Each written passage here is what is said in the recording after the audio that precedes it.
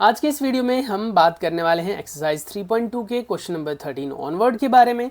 Exercise 3.2 के मैंने already आप लोगों को 12 क्वेश्चंस के सॉल्यूशंस प्रोवाइड कर दिए हैं।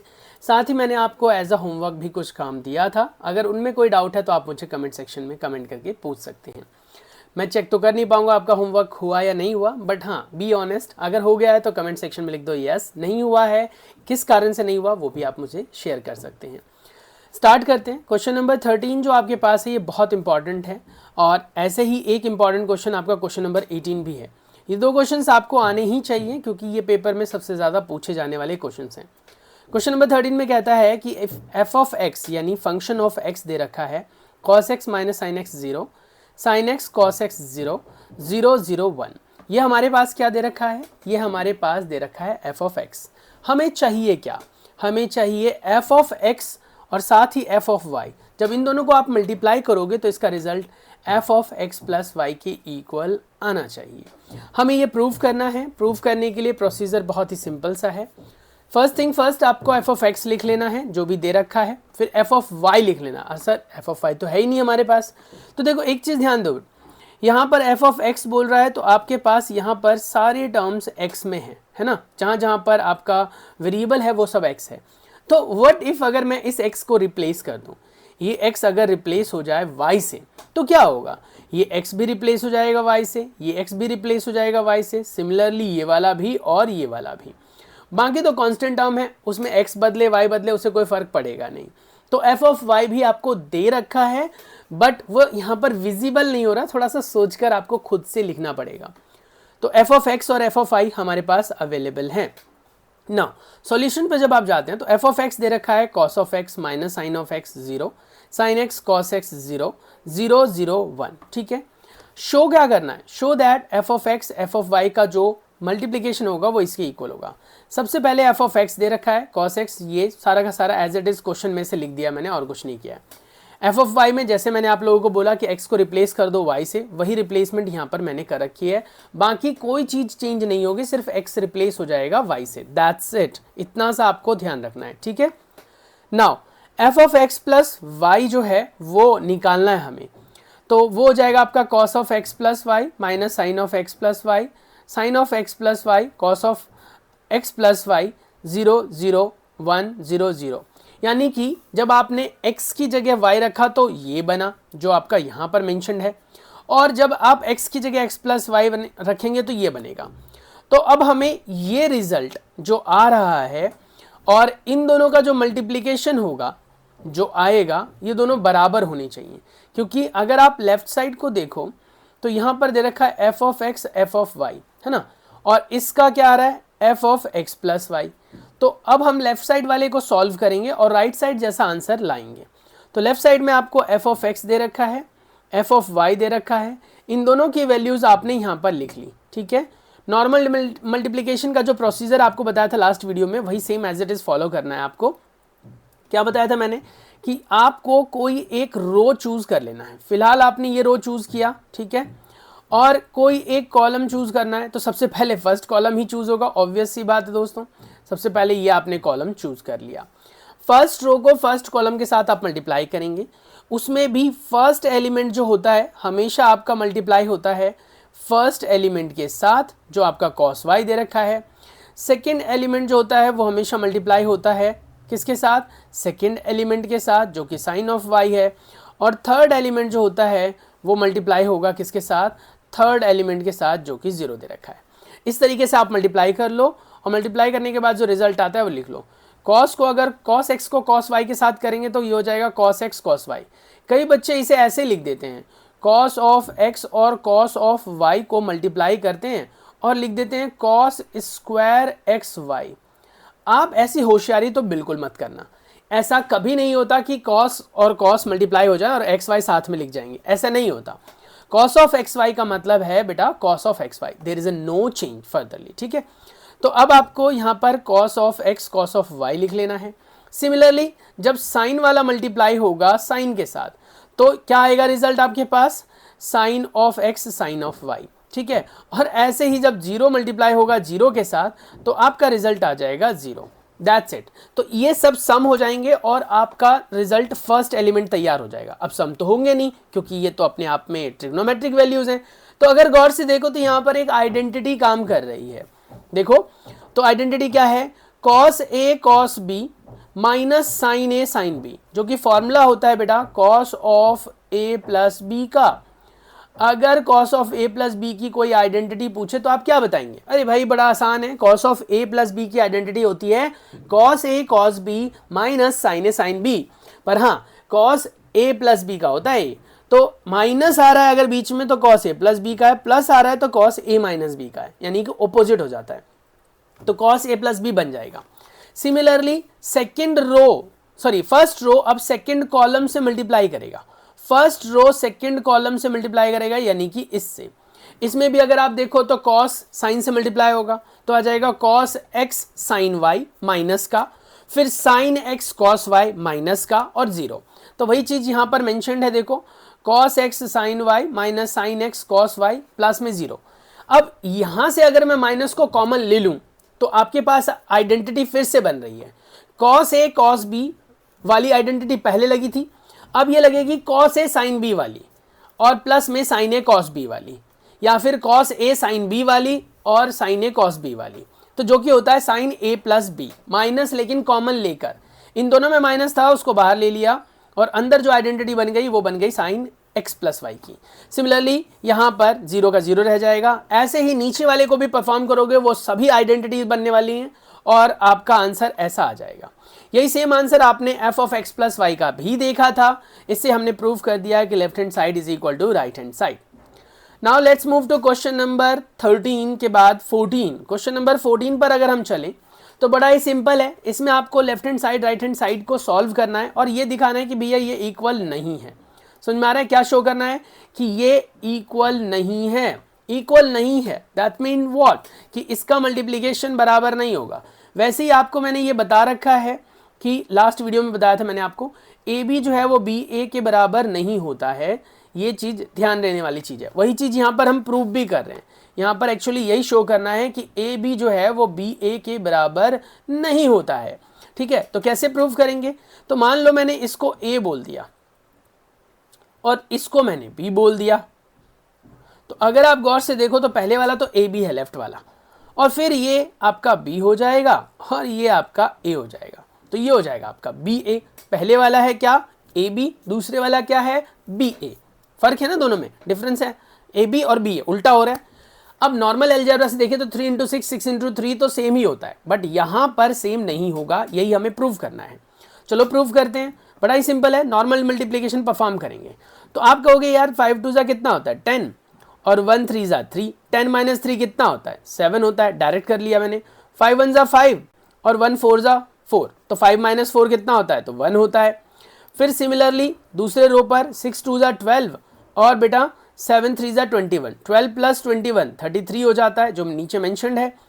और बेटा 6 1 6 एंड 7 4 28, तो 28 प्लस 6 34। ये हमारा आंसर आ गया। लेफ्ट साइड का जो सॉल्यूशन आया उसका जो रिजल्टेंट मिला हमें वो 7 1 33 एंड 34 आया। ये आ गया, ये हमारा लेफ्ट हैंड साइड है।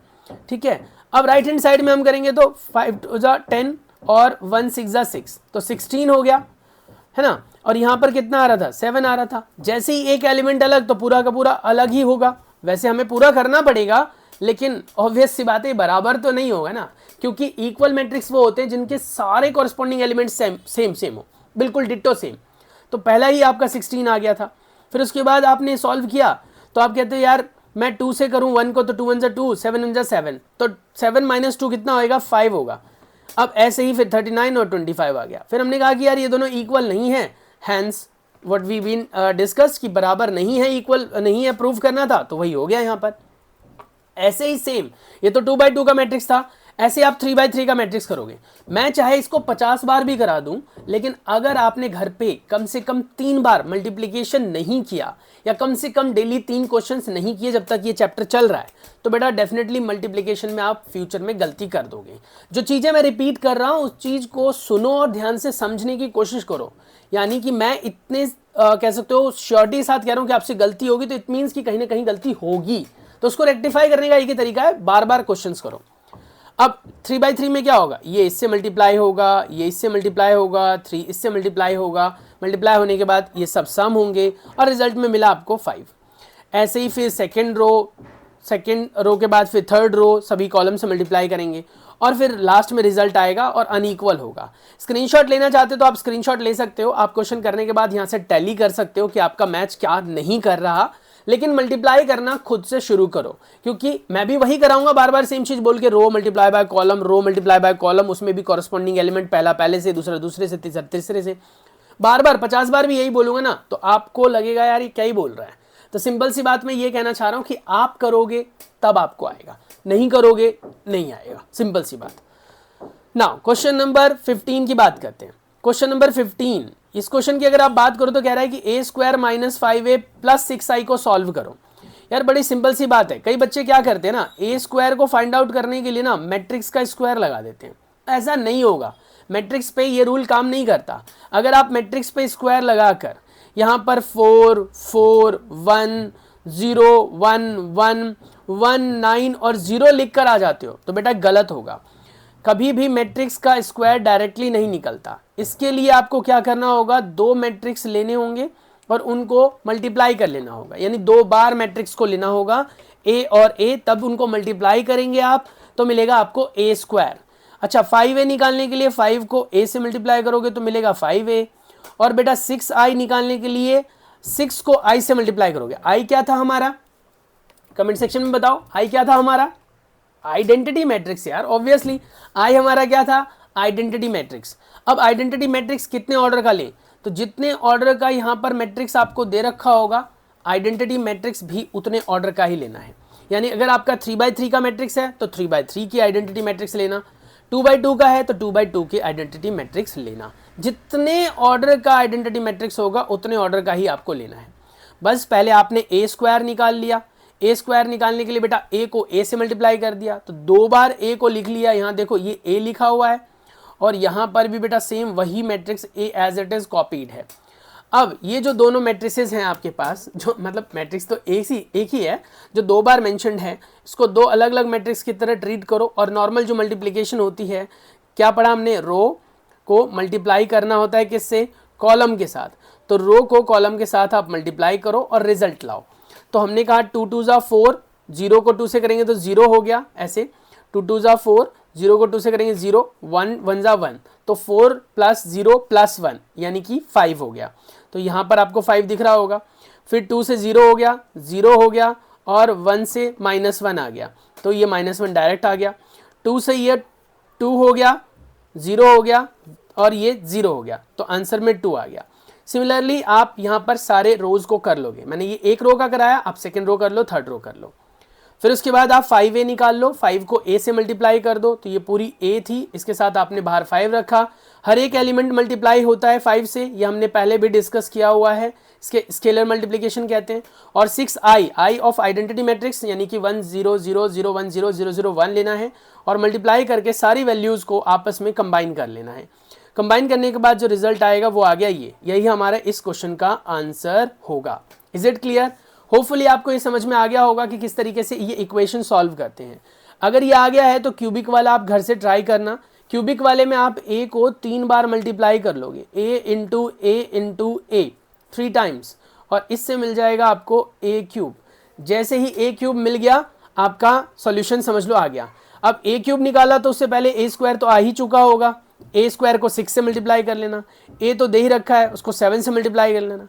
आइडेंटिटी मैट्रिक्स तो आपको पहले से पता होती है, बस ऑर्डर ये पता रहना चाहिए कि जितने का मैट्रिक्स है उतने ऑर्डर की आइडेंटिटी मैट्रिक्स लेनी है, और फिर 2 से मल्टीप्लाई करके सिंप्लीफाई कर लो। तो पहले इसने a × a निकाल कर a² निकाल लिया, जिसका रिजल्ट ये मिल गया। a² को फर्दरली a से मल्टीप्लाई करके इसने a³ निकाल लिया, इसने मतलब मैंने पहले से सॉल्यूशन किया हुआ है। अब ये सॉल्यूशंस जो हमारे पास ऑलरेडी अवेलेबल हैं, इन सॉल्यूशंस को अब हम यूज़ करेंगे। तो मैंने a³ की वैल्यू यहाँ पेस्ट कर दी, फिर 6 × a² की वैल्यू यहाँ पेस्ट कर दी, 7 × a की वैल्यू यहाँ पेस्ट कर दी, और बेटा 2 × i की वैल्यू यहाँ पेस्ट कर दी। इन सबको बस सॉल्व करना है।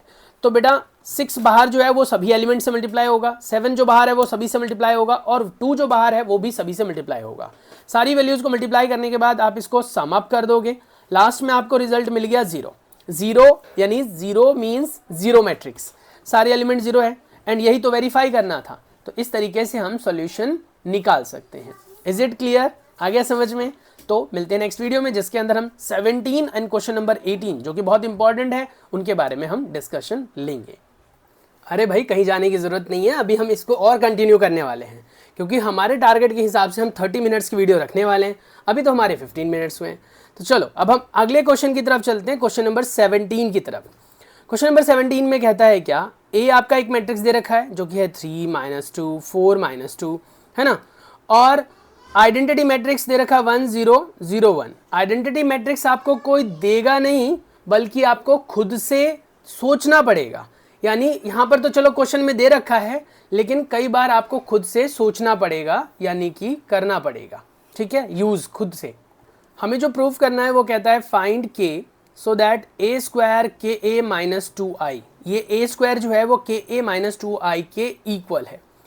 अब इसको वेरीफाई नहीं करना है, यहाँ पर हमें फाइंड करना है के को, यानी ये रिलेशन ऑलरेडी इक्वल दे रखा है। तो फर्स्ट थिंग फर्स्ट आपको ए स्क्वायर निकालना पड़ेगा, और जिसको कैलकुलेट करने के लिए हम पहले भी डिस्कस कर चुके हैं कि हमें क्या चाहिए, ए इंटू ए, यानी 2 बार ए को आप मल्टीप्लाई कर दोगे तो आपको ए स्क्वायर मिल जाएगा। 2 बार अगर आप मल्टीप्लाई कर दोगे तो यहाँ पर आ गया आपके पास 3 -2 4 -2, 3 -2 4 -2, 2 बार लिख दिया।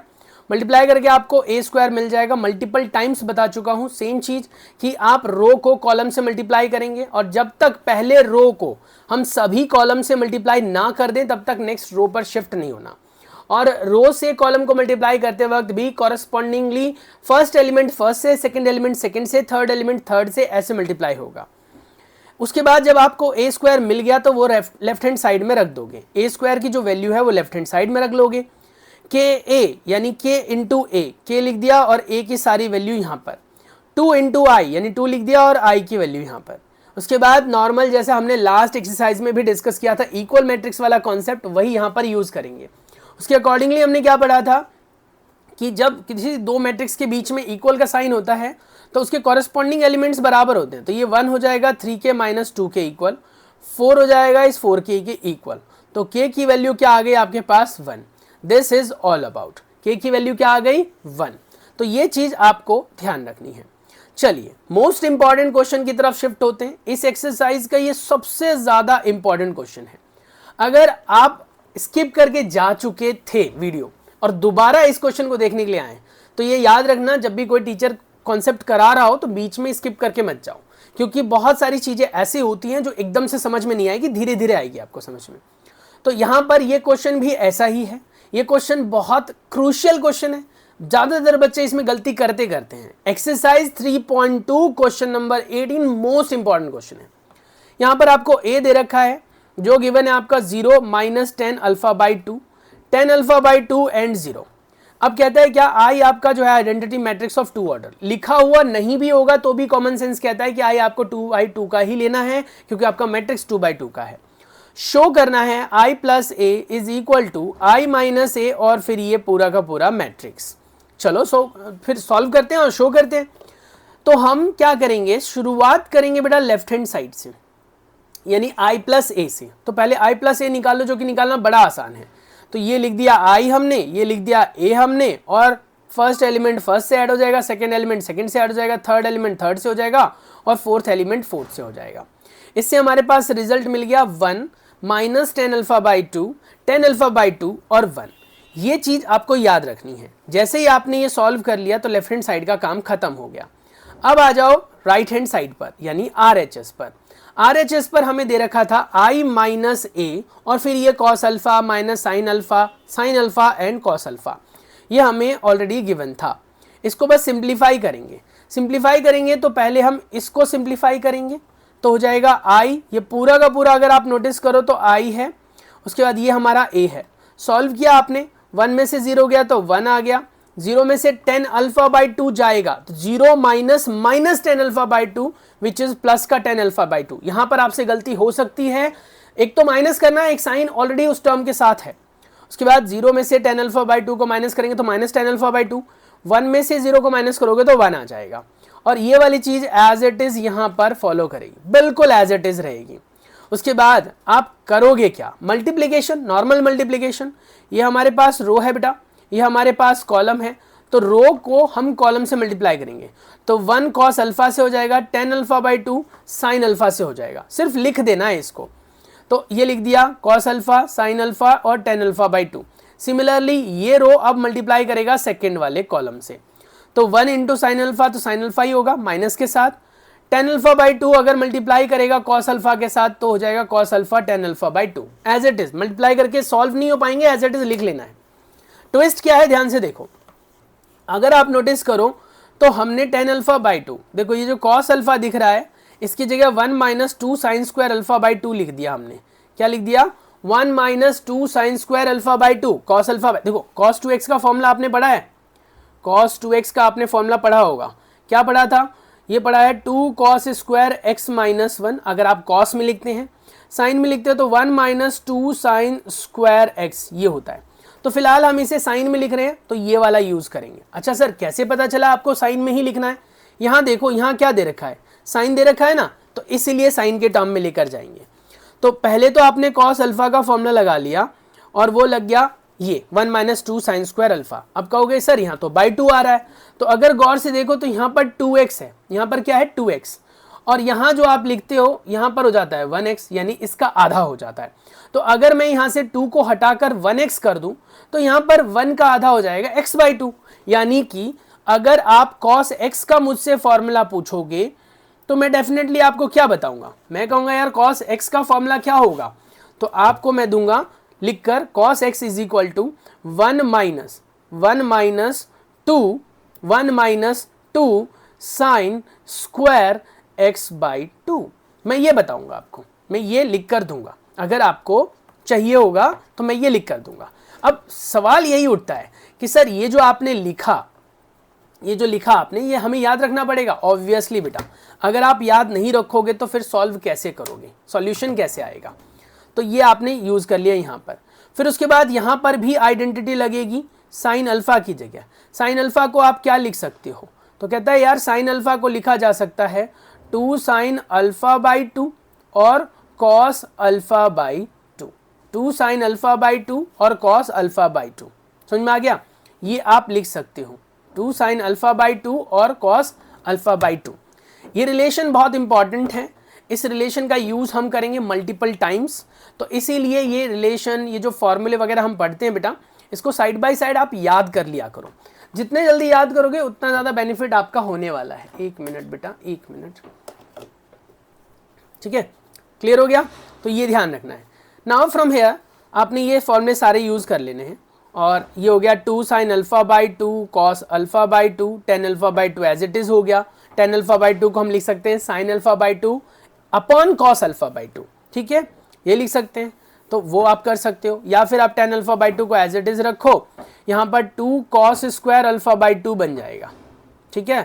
कैसे कर दिया हमने इसको चेंज कर लिया। तो भैया ऐसे क्यों करना है, हम डायरेक्ट ये भी लगा सकते हैं, तो आप ये फॉर्मूला भी यूज कर सकते थे, लेकिन ये नीचे वाले में हुआ है। तो नीचे वाले में आपका यहाँ पर क्या दिख रहा है, 10 के साथ मल्टीप्लाई में क्या दिख रहा है, कॉस, तो इसीलिए आप इसमें कॉस अल्फा को 2 कॉस स्क्वायर अल्फा माइनस 1 वाला सॉल्व करो। दोबारा रिपीट कर रहा हूँ, बगल में जो दिख रहा है उसके हिसाब से आप चेंज कर लेना।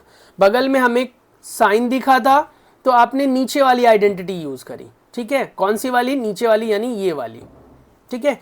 और यहाँ पर बगल में कॉस दिख रहा है तो आप ऊपर वाली आइडेंटिटी यूज कर लो। तो ये मैंने यहाँ यूज कर लिया, tan alpha by 2 as it is हो गया, साइन अल्फा को लिख दिया 2 sine alpha by 2 cos alpha by 2, that's it. Similarly right hand side में भी यहाँ पर भी वही सेम प्रोसीजर रखना है। अब आपको आंसर में tan अल्फा बाई 2 तो चाहिए ही चाहिए, तो जो जैसे करना है मल्टीप्लाई कर लो और सॉल्व कर लो।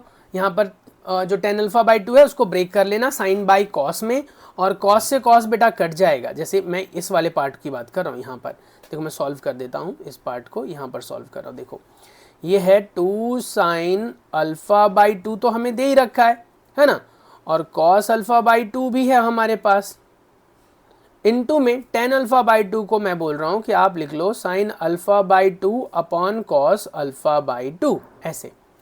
अब इससे ये कट जाएगा तो बन गया क्या 2 sin स्क्वायर अल्फा बाई 2। अगर आप गौर से देखो तो यहाँ पर यही लिखा हुआ है और ये जो पूरा लिखा हुआ है ये cos अल्फा की जगह लिख रखा है, तो ये आ गया इतना। ऐसे ही जहाँ पर भी यहाँ पर भी ऐसे ही सॉल्व करना है, ठीक है।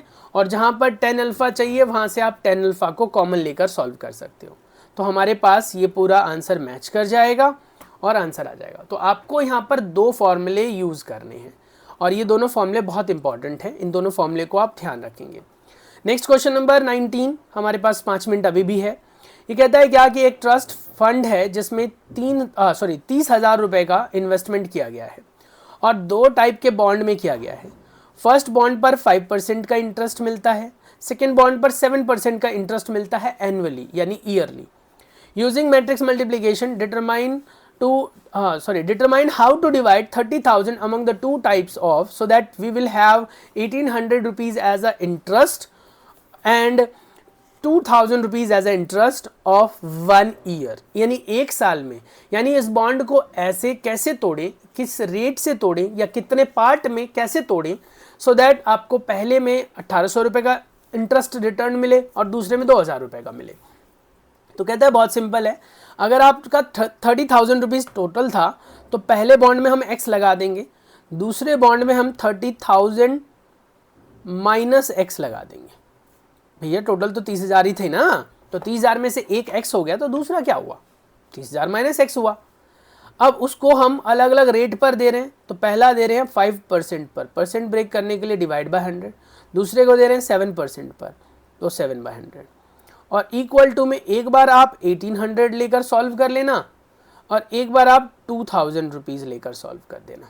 2 क्वेश्चन बन गए ये एक में ही, एक बार 1,800 से एक बार 2,000 से। तो देखो ये रहा, 2 बॉन्ड में लिया, एक x ले लिया, एक 30,000 माइनस x लिया। ये स्टेटमेंट में आपने लिखना भी है अगर आप मार्क्स पूरे चाहते हैं तो।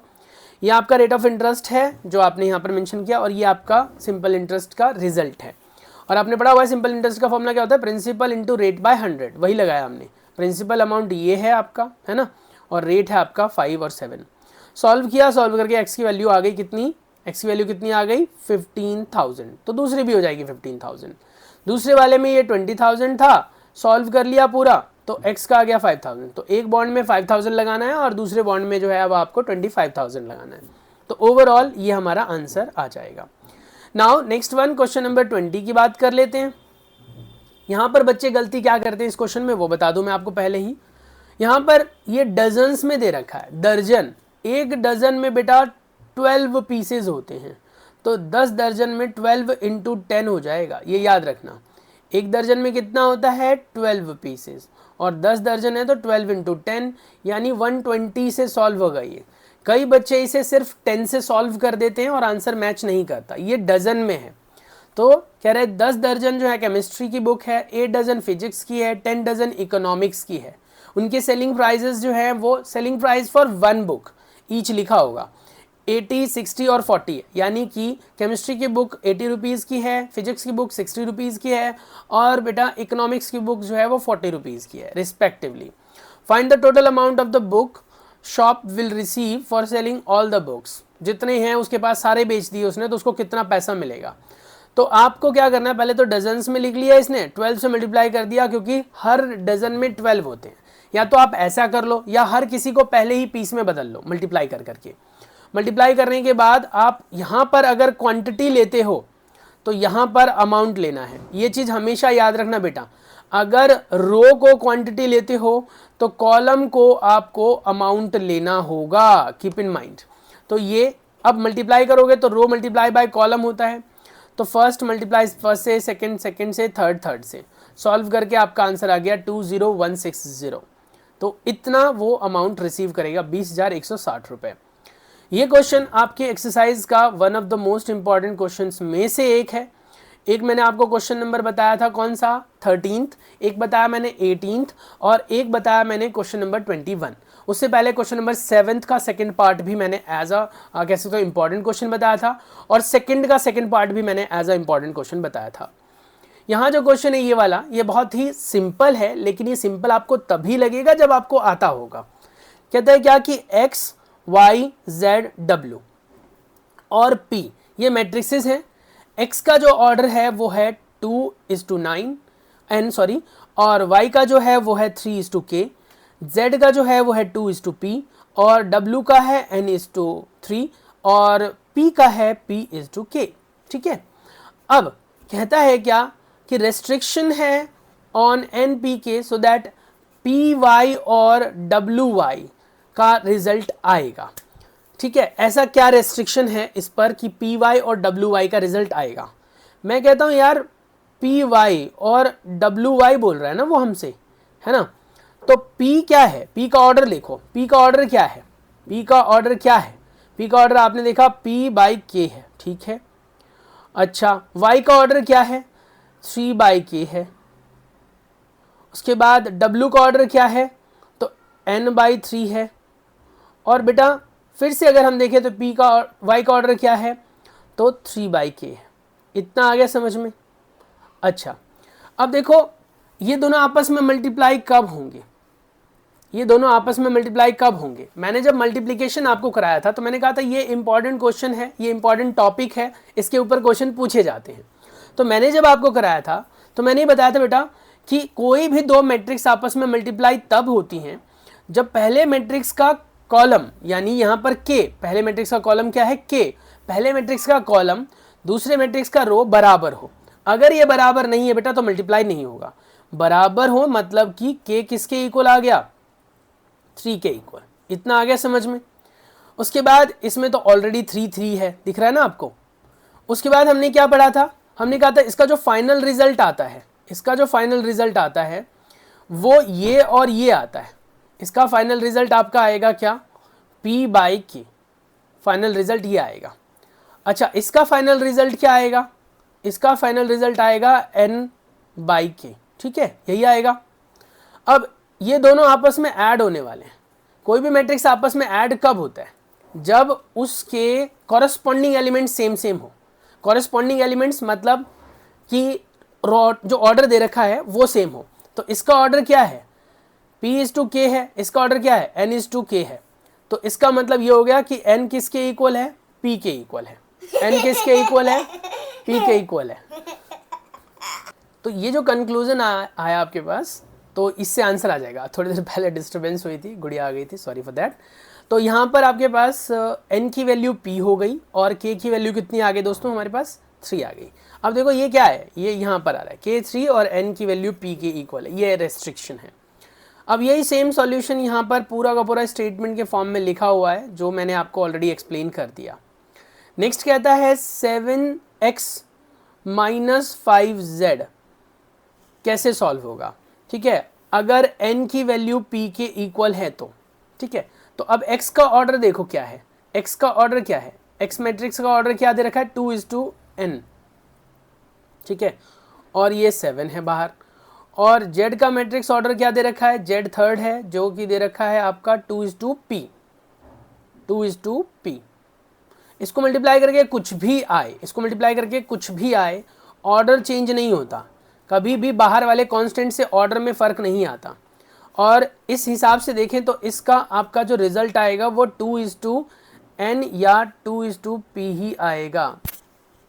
बस 2:n और 2:p ही आएगा। तो देखो आपका 2:p है कहीं, नहीं है, 2:p यहाँ नहीं है, p:2 है, तो ये गलत हो जाएगा क्योंकि पहले 2 आना चाहिए। और n:3 ये भी नहीं आएगा, 2:n आ रहा है। तो आपको बोला ना कि n और p इक्वल है, तो चाहे 2:p आपका आंसर आया हो, चाहे 2:n आपका आंसर आया हो, इन दोनों का सम करेंगे तो भैया 2:n आए आंसर में, चाहे 2:p आए आंसर में, तो इसका सेकेंड पार्ट आंसर आ जाएगा। फिर भी अगर नहीं आया समझ में तो मुझे कमेंट करके बता देना। मिलता हूँ मैं आप लोगों से अगली वीडियो में, तब तक के लिए stay tune, take care, bye bye. Channel पर पहली बार आया तो चैनल को सब्सक्राइब कर लेना, काम का हूँ शायद आपके लिए।